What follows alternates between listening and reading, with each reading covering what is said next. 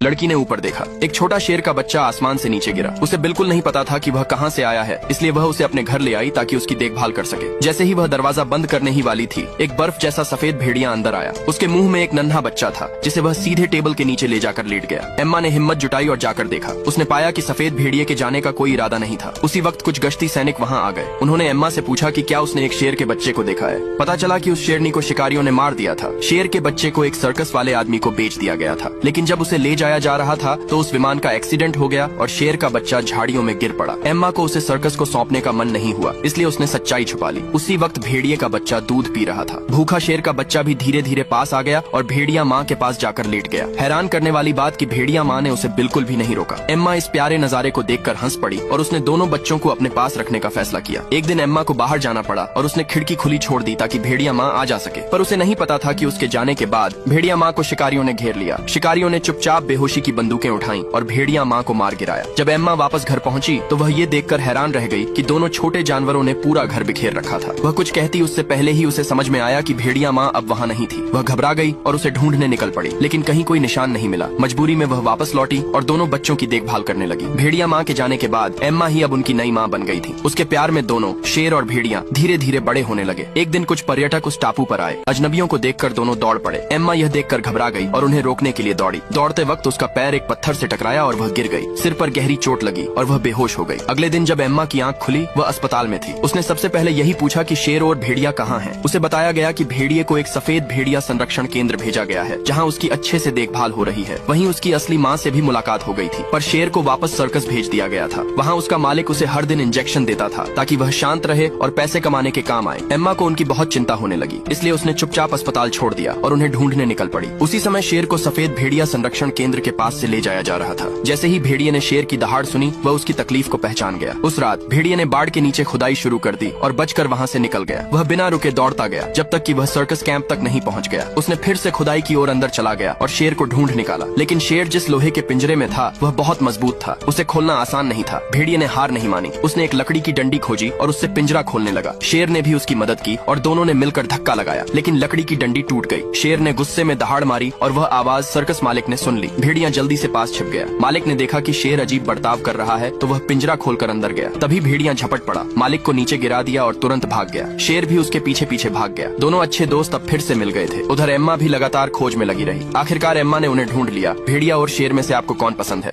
लड़के के पास पैसे तो नहीं थे, लेकिन उसके पास एक तेज आवाज वाला मॉडिफाइड ट्रक था, जिसे देखकर स्कूल के अमीर बच्चे भी हैरान रह जाते थे। कुछ दिन पहले तक जैक स्कूल बस में सफर करता था और देखता था कि कैसे अमीर बच्चे अपनी चमचमाती कारों में निकल जाते थे। वो इतना गरीब था कि ट्रक